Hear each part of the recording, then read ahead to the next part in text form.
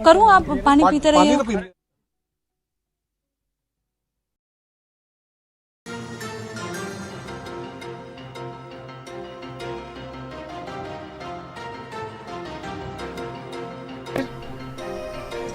Mani Tripathi jail से रिहा होंगे। मधुमिता हत्याकांड में उम्र कैद की ने सजा मिली थी। कवयित्री मधुमिता शुक्ला हत्याकांड में दोषी करार दिए जाने के बाद उम्र कैद की सजा काट रहे पूर्व मंत्री मणि त्रिपाठी और उनकी पत्नी मधुमिता मौजूद है बातचीत के लिए। मधुमिता शुक्ला एक बार फिर से चर्चा में है। मैम, क्या कहेंगे, एक बार फिर से सुप्रीम कोर्ट पहुंची है? हम बस यही कहेंगे कि मेरी रक्षा करिए, हमको बचा लीजिए। हम 20 साल से हम संघर्ष कर रहे हैं और हमने उत्तर प्रदेश सरकार से आज करीब 1 महीने से सबसे हम प्रार्थना कर रहे हैं कि हम सुप्रीम कोर्ट गए हैं, कम से कम अमर मणि की सजा पर कोई रियायत न बरतिए, क्योंकि मेरे पास जो आरटीआई से सबूत है वो 60% से अधिक ये जेल में गया ही नहीं, लेकिन इसको राजनीतिक संरक्षण प्राप्त है और अफरा तफरी में इसको सजा की माफी हो रही है। कम से कम इतनी तो शर्म कर लीजिए कि जिस इंसान ने 20 साल अपनी जान गंवाई है और 2 महीने से लगातार आपको सूचित कर रहे हैं, आपको सबूत दे रहे हैं कि अमर मणि जेल में रहा ही नहीं, इसीलिए कंटेम्प्ट ऑफ कोर्ट की याचिका हमने फाइल करी है। आप लोग जानते हैं एक आम इंसान के लिए सुप्रीम कोर्ट आना कितना मुश्किल है। अब आप लोगों से मेरी यही विनती है कि मैं जीऊं या मरूं, क्योंकि मेरी जान तो बड़ी मुश्किल में है और मैं बहुत ज्यादा तकलीफ में हूँ। मैंने आरटीआई में क्या बातें सामने निकल कर आई हैं आप लोगों की, जो आपने आरटीआई डाला? देखिए, मेरे पास हमें ऐसे तो कोई कागज देता नहीं है। हमने आयोग से लड़ाई लड़के जो कागज हमने मिले हैं वो ये कागज साबित करते हैं कि अमर मणि 12 सालों से जेल गया ही नहीं। अमर मणि 12 सालों से ये सरकारी कागज जो मैंने आयोग से लड़ाई लड़के हासिल किए हैं वो ये कागज साबित करते हैं कि अमर मणि 12 साल से जेल ही नहीं गया। आखिर ऐसी कौन सी बीमारी है जो ये उत्तराखंड का कैदी गोरखपुर, माननीय मुख्यमंत्री जी के गृह जनपद गोरखपुर में बीआरडी मेडिकल कॉलेज में 15-16 नंबर कमरों में कम से कम 12 वर्ष से रह रहा है, तो जिस आदमी ने सजा काटी ही नहीं उसकी अच्छे चाल चलन की रिपोर्ट जो भ्रष्ट अधिकारी बना रहे हैं, किस बिहाफ पे बना रहे हैं? कम से कम इतनी शर्म तो कर लीजिए कि जो आपने गलत रिपोर्ट बनाई। हमारी सिर्फ इतनी ही प्रार्थना है कि गवर्नर साहब को भ्रमित करके जो उनसे आदेश करवाया गया है इन माफियाओं के लिए, अगर तो कम से कम सुप्रीम कोर्ट का कोई आदेश आ जाए। बड़ी मुश्किल से, बड़ी तकलीफ में हम सुप्रीम कोर्ट आ पाए हैं, अपनी याचिका हम यहाँ ला पाए हैं।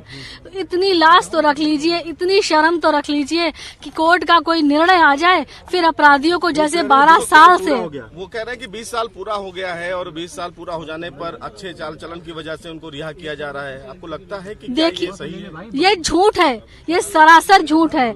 जो मेरे पास कागज है, जो हमने कागज कोर्ट में लगाए हैं और नैनीताल हाई कोर्ट के जो फैसला था उम्र कैद का वो सुप्रीम कोर्ट ने बरकरार रखा है, तो इसने सजा ही नहीं काटी भाई मेरे, इसने सजा ही नहीं काटी है। ये जेल में रहा है, ये गया ही नहीं, तो 20 साल कैसे आप मान लेंगे? तो राजनीति का हनक कहीं न कहीं इनको मिल रहा है, राजनीति शरण मिल रही है जिसकी वजह से इनको रिहा किया जा रहा है। पूरा नहीं, पूरा राजनीतिक संरक्षण है इसको।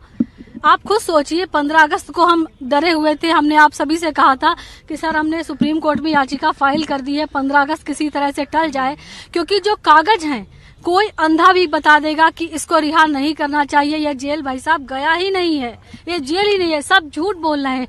या तो सरकारी कागज जो हमने आरटीआई से मिले हैं वो झूठ बोल रहे हैं, जो हमने कोर्ट में लगाए हैं, या फिर ये सब लोग झूठ बोल रहे हैं। ये भ्रष्ट लोग न जाने किन कारणों से, आज बताइए इन लोगों की इतनी हिम्मत पड़ गई कि अमर मणि जैसे हत्यारे को ये लोग छोड़ रहे हैं। आप खुद सोचिए, क्या गवर्नर साहब एक बार सोचते नहीं कि जो इंसान 20 साल से लगा है, लगातार आपको बोल रहा है, कम से कम एक बार आप उसका भी पक्ष सुन लें। उनको भ्रमित किया गया, उनसे मेरा निवेदन है कि जब तक कोर्ट का कोई फैसला ना आ जाए, एक बार मेरी जिंदगी के बारे में सोच ले। अगर अमर मणि को सजा हुई जिसको उसने काटा भी नहीं, तो हम तो निर्दोष भुगत गए 20 साल से, हम तो निर्दोष भुगत गए, मधुमिता भी मर गई, तो कम से कम तब तक रोक लगा दे, रिहा ना करे, उसको रिहा ना करे। तो आज कोर्ट में आप लोग क्या दलीलें रखेंगी कि आरटीआई की बातें भी कोर्ट में रखी जाएंगी जो आप लोगों को मिला है आरटीआई की? जी, मधुमिता भी मर गई, तो कम से कम तब तक रोक लगा दे, रिहा ना करे, उसको रिहा ना करे। तो आज कोर्ट में आप लोग क्या दलीलें रखेंगी कि आरटीआई की बातें भी कोर्ट में रखी जाएंगी जो आप लोगों को मिला है आरटीआई के तहत? जी, सारे कागज हमने लगाए हैं, सारे कागज हमने लगाए हैं